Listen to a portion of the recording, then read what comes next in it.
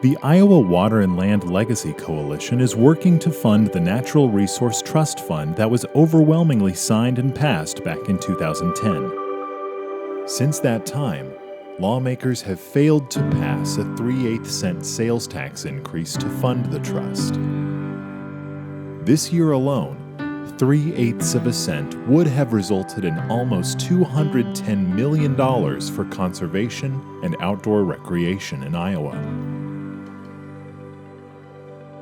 These are three conservationists of Iowa here to inform you why the time is now to fund the Natural Resource and Outdoor Recreation Trust Fund through the I Will Coalition. My name's Troy Deitmeyer.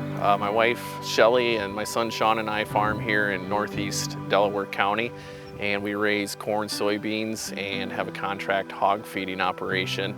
I'm Chris Lee. I'm from Burlington, Iowa. I've been a chapter leader with my local Pheasants Forever chapter for probably a good decade now. I'm also the conservation director at Des Moines County Conservation. Been in the conservation career field for about 14 years.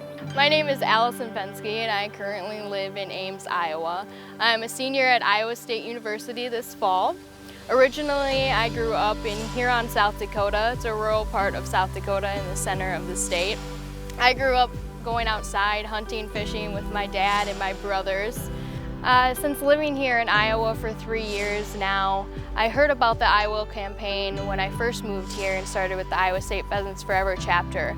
And I can definitely see the problems that Iowa has right now for access especially, and then also for land and water quality here in Iowa. And one of the things that us in the ag industry are going to have to probably do a better job of adjusting to is our impact that we have on our local ecosystems. And I guess I'm personally a supporter of programs like the Iowa Water Land Legacy program, because I feel that it's a taxpayer-funded program that taxpayers are going to get a lot of benefit out of. And it's not just maybe a check going to a farming operation, but we're actually doing things that are improving things like water quality, soil quality, and wildlife habitat. And I guess one of the things that we've found in our farming operation is when you implement things that are conservation minded, it's actually improved our profitability. If we're going to see a population that's becoming more urbanized, we're going to see, folks that are moving to cities. They've got to have places to go and connect to the outdoors, and that requires public lands, that requires parks, that requires, clean waters and healthy lands and clean lakes, and we're failing in that right now.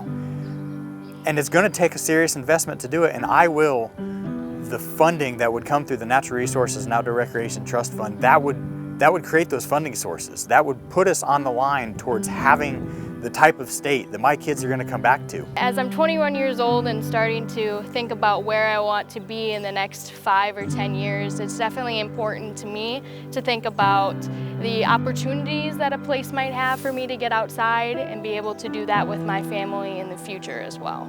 And watching our young people leave because the lack of outdoor recreation amenities and the lack of funding into those and just the lack of investment into quality of life amenities, we're watching our young people just leave, and we're wondering what can we do to bring them back. We know what we can do to bring them back, and it's this, and it needs to happen now.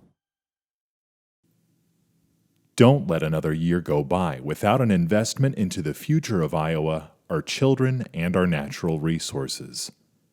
Contact your legislator and tell them, the time is now. Fund the trust.